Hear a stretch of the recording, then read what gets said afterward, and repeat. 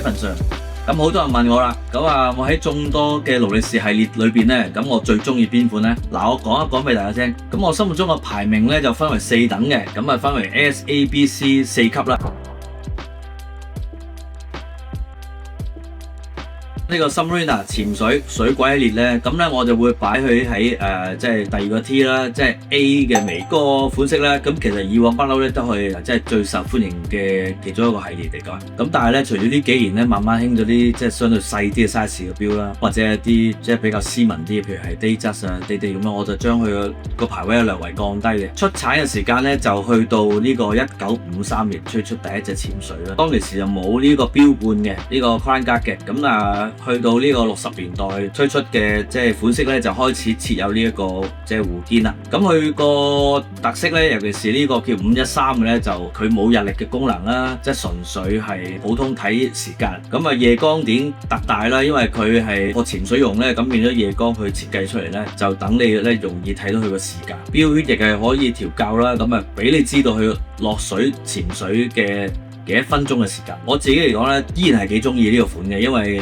我自己覺得如果計運動款式嘅話咧，潛水始終係即係我哋係比較經典一個系列嚟嘅。諗緊 Datejust 36咧，我認為咧就係第二個 T 嚟啦，就係所謂 T A 啦。咁 A 嚟講咧，我覺得 Datejust 應該係排即係最首位啦。即係除咗個別地通拿啊最熱門嘅款之外咧，咁最多人想買咧就係 Datejust。咁個 history 咧就最早就去到1945年啦，推出第一款有日曆功能嘅 Datejust 啦，亦係開始有呢一個放大鏡嘅功能啦。即係最平民版啦，相信嗰陣時都有啲款係有呢一個貴金屬啦，譬如啲白金啊、黃金圈咁樣。咁但係整體嚟講咧，佢俾人感覺咧都係一個好classic比較古典味道嘅一個款式嚟嘅。咁而家咧就佢出咗有36啦，同埋呢個41mm 嘅 size 啦。咁我覺得36咧係比較長青一啲嘅。嗱，呢度咧我就有2隻嘅 Datejust 啊，呢個咧就係80年代嘅款式咧，叫16014啦，全鋼嘅錶身啦、帶啦，咁有一個白金嘅有眼圈啦。咁佢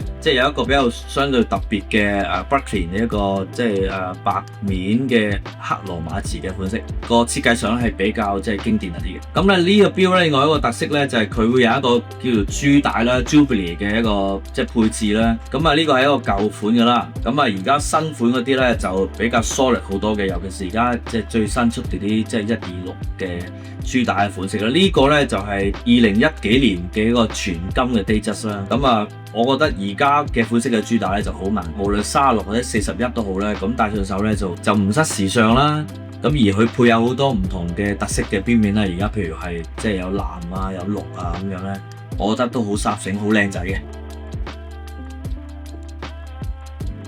Explorer One 咧，我就會排佢做 Tier One 嘅，因為正如大家都睇我片知道啦，我自己係非常之中意 Explorer One 啦。由呢一個63年開始推出，到89年出咗20幾年嘅款叫1016。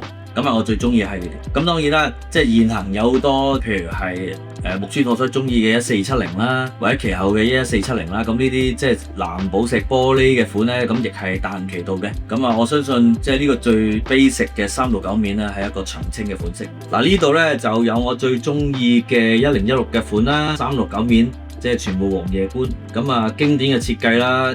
啱啱好嘅 size 36mm 嘅，咁呢個咧就係我喺即係呢20年嚟講咧，我係其中最中意一個舊裝嘅運動款式。咁當然啦，佢都喺70年代出咗個 Explorer 2嘅，咁叫大橙針啦。咁呢度叫型號叫1655啦。咁大家都會睇到咧，佢有一個即係固定嘅鋼圈啦，有數字嘅。咁有呢個大三角嘅橙針啦，成為一個好經典嘅一個型號啦。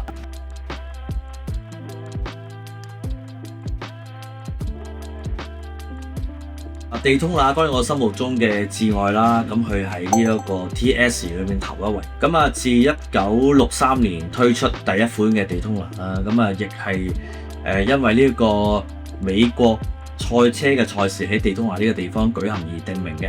最初推出咧就係一個叫6239嘅型號啦。咁喺2017年嘅時間咧，就 Polymer 本尊嘅手錶 Polymer 嘅款式咧，亦係拍咗係1770萬咁多嘅美金嘅。咁啊破咗個世界紀錄啦。之後就會推出一啲有 Oyster 款式㗎啦，譬如係即係有呢一個即係羅斯巴的嘅6263啦。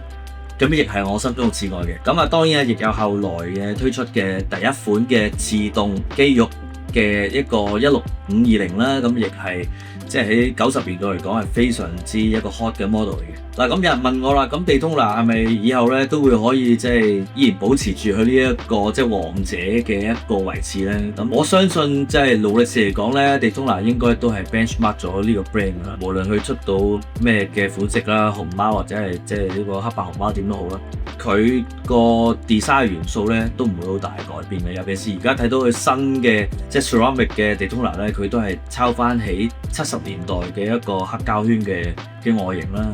咁啊，我覺得係好恆久，即係呢個大家心目中佢係一個王者，我相信呢個亦係未來嘅趨勢咯。嗱，講到地通拿咧，咁佢由最初推出咧就37mm啦，咁到即係呢一個80年代出咗呢一個即係自動機芯嘅款式啦，咁佢都係40mm嘅。咁啊呢個 size 沿用到而家嘅40mm呢個 size 咧，我相信都會即係勞力士嚟講會 keep 住係即係會咁嘅創作啊。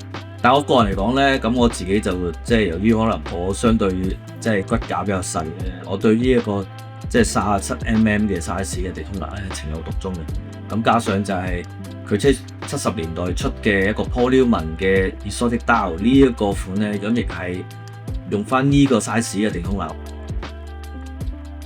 咁如果你話問我 Milgauss 咧，即係擺喺邊個位咧？咁啊，即係譬如玻璃嗰啲款啦，咁我會擺佢係即係第4個 T 嘅，即係呢個 C Tier 啦。昂馳嘅錶咧，咁啊都屬於係運動錶啦。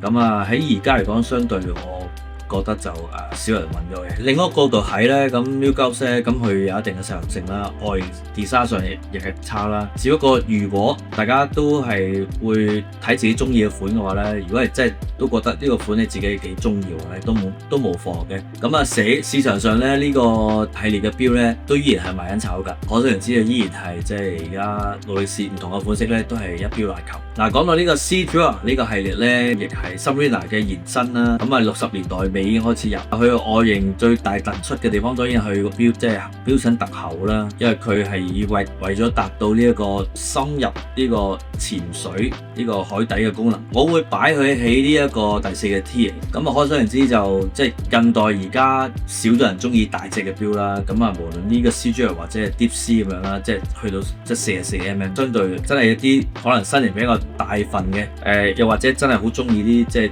巨型嘅錶嘅朋友咧，佢哋會選購。當然我呢度手上就係呢一個80年代嘅 Seadrill 啦，夜光面、若高面嘅款式啦。大家如果都有呢一個中意大錶嘅一個諗法愛好嘅話咧，都不妨可以考慮。Air King 咧就係相對係傳統嚟講都係細少少嘅 size 嘅，咁咧就34mm啦。我會排佢係即係第3個 tier 啦，即係 C 級啦。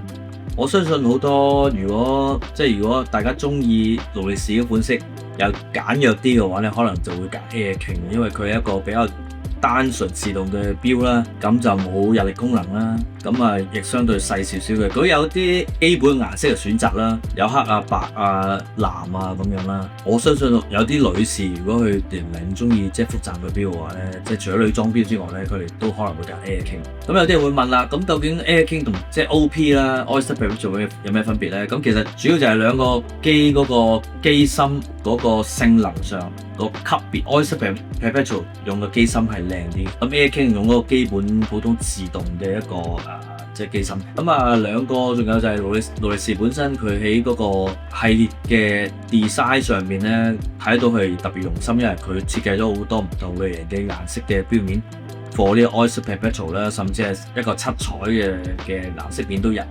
咁 OP 咧就比較簡約啲啦，真係好基本入門嘅款嚟嘅。嗱咁所以咧就即係 Air King 咧，即係作為一個最基本 function 嘅一個腕錶嘅系列啦。咁啊，我覺得佢亦未至於太差嘅。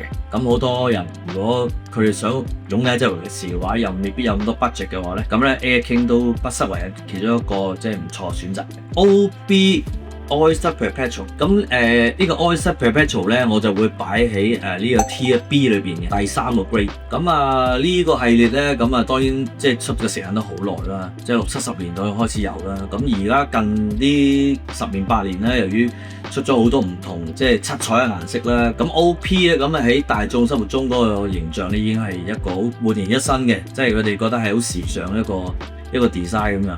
尤其是即係早諗6、7年前啦，即係 Tiffany Blue 即係逢為呢個顏色炒到上天咧，咁亦係由呢一個即係 OP 去帶動。價錢嘅定價係平嘅，咁如果唔需要買炒價，其實即係4萬幾到5萬幾已經買到㗎啦。咁當然即係大家可唔可以用呢個價錢買到咧，就睇下自己嘅本事。咁好啦，咁我就講咗唔同系列嘅我心目中嘅排名啦，今年就係咁啦。咁唔知大家你自己又點睇呢？咁歡迎大家咧就喺呢一個片尾裏邊咧，大家作出一啲 comment 啦，或者俾啲意見，我大家 share 一下。